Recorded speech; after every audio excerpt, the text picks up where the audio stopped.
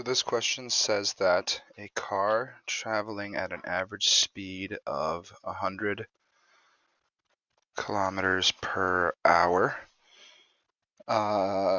travels for 3 hours and 20 minutes. And I'm going to call this 3.333 hours just to make the calculation a little bit easier.